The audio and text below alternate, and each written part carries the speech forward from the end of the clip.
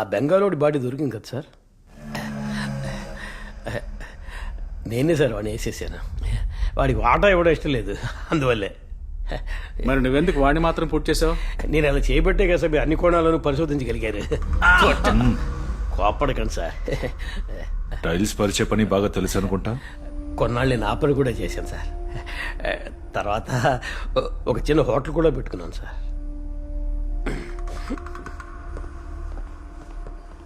రిజిస్టర్లో వీడి కోసం వచ్చిన విజిటర్స్ లిస్ట్ని చెక్ చేయండి. Okay sir.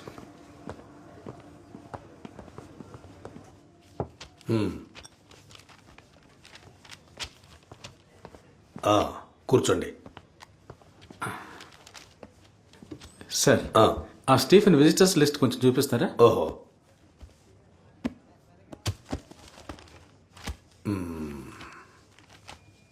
స్టీఫెన్ సెల్ ఎంతమంది ఉన్నారు సార్?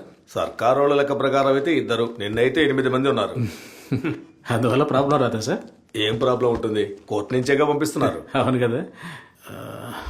లతీఫ్ సార్, ఆ, నేను దీన్ని ఒక ఫోటో తీసుకుంటాను.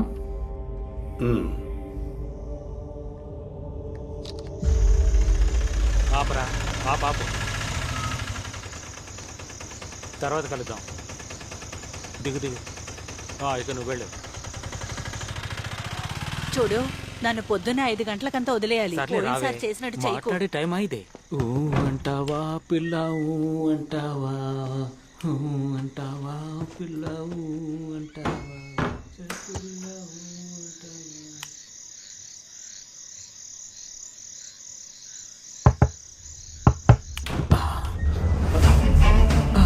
ఏంటి సార్? సార్, అవునా? సరే, ఒక టీ ఇవ్వు. పాలు లేవు సార్. డికాషన్ పోసినా పర్లేదు.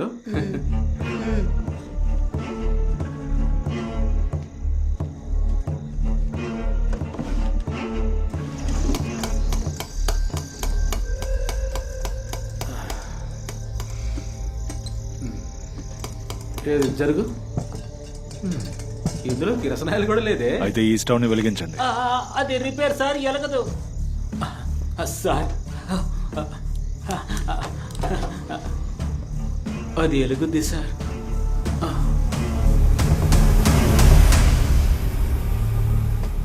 నాకేం తెలియదు సార్.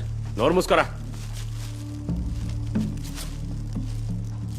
నిజం చెప్తున్నాను సార్, ఇది స్టీఫెన్ దాచిపెట్టమని నా దగ్గర ఇచ్చిన డబ్బు సార్. వాడు నీకేమైనా ఇచ్చాడా? లేదు సార్. నిజమా? అయితే నువ్వే అందులోంచి ఏమైనా తీసుకున్నావా? లేదు సార్. అవును సార్. ఎలా తెలుసుకున్నారు మీరు? ఇది నువ్వు ఎవరితో అయినా చెప్పావా? నేను తనతో చెప్పాను. Okay sir.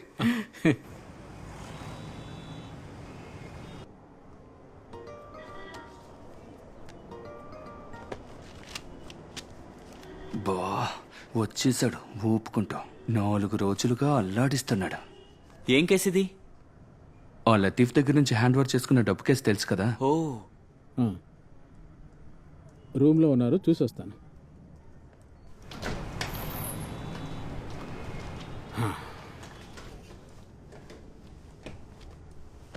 ఏమైంది? అంతా ఓకే అయింది సార్. దొరికిందా? లేదు సార్. ఏంటి సార్ మీరు, ఇది ఏ కేసుతోనూ మ్యాచ్ అవ్వలేదు. నువ్వు కేసులన్నీ చూసావా? చూశాను సార్. డిస్ట్రిక్ట్ వైజ్ ఎతికి చూసావా? కాసరకోడు నుంచి కన్యాకుమారి వరకు చూశాను.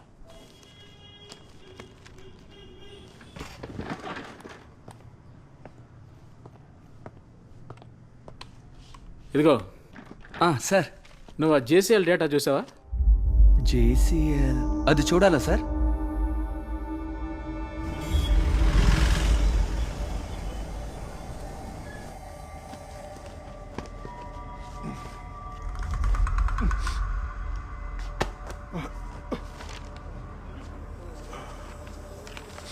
పదిహేనేళ్ల వయసులో ఒక అతన్ని చంపిన నేరానికి వచ్చిన వాడే సార్ ఈ జానీ.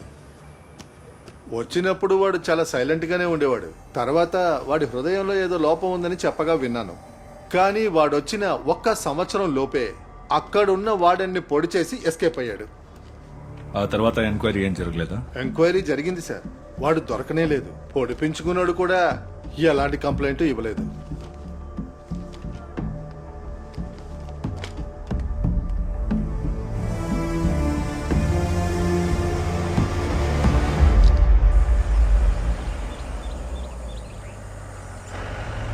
ఈ కేసు మనల్ని బాగా కన్ఫ్యూజ్ చేసింది కదా సార్.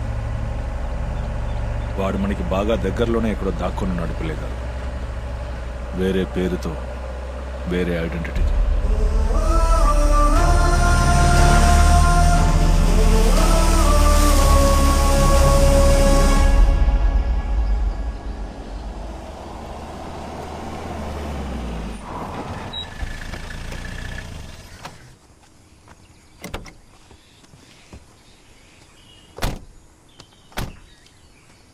నేను ఫోన్ చేస్తా. సరే.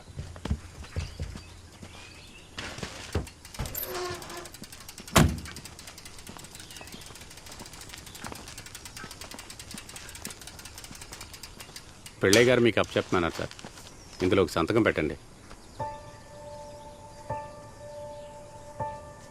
సైకిల్ లోపల పెట్టమంటారా? అక్కర్లేదు సార్.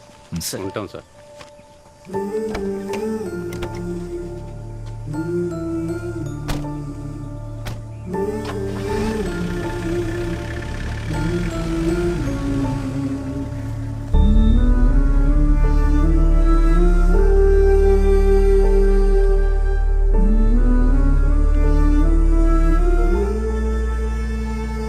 టీ తీసుకో.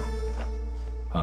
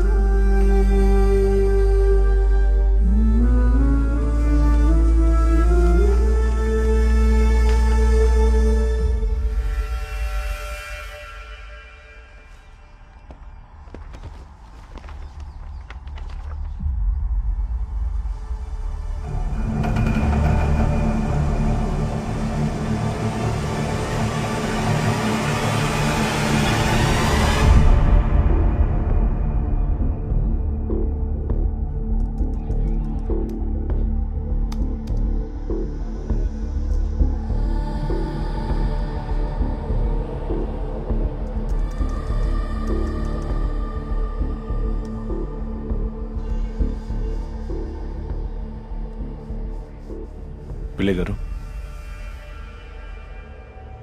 టీనా మా అబ్బాయి ఒకే క్లాస్లో చదివేవారు. బట్ టీనా ఫ్యూనరల్కి వచ్చిన ఈ పిల్లలు మాత్రం మా అబ్బాయిని చూడటానికి రాలేదు.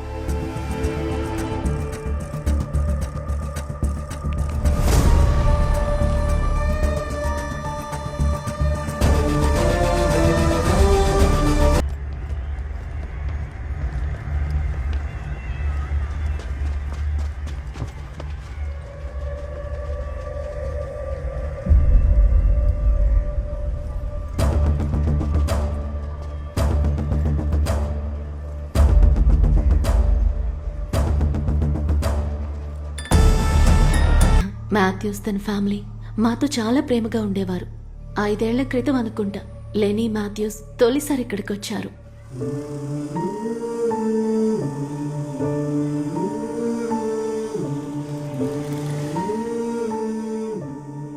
వాళ్ళకి సంతాన భాగ్యం లేదు.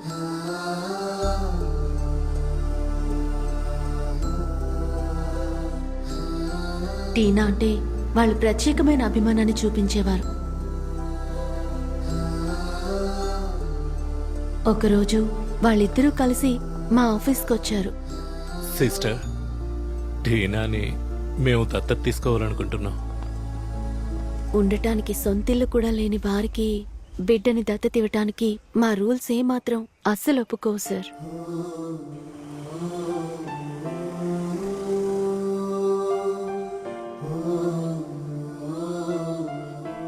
వాళ్ళు సరిగ్గా కొన్ని రోజుల తర్వాత మళ్ళీ వచ్చారు. టీనా పేరు మీద తీసుకున్న ఇంటికి సంబంధించిన డాక్యుమెంట్స్ ఇంకా తన పేరు మీద వేసిన ఫిక్స్డ్ డిపాజిట్ పేపర్స్ తో వచ్చారు.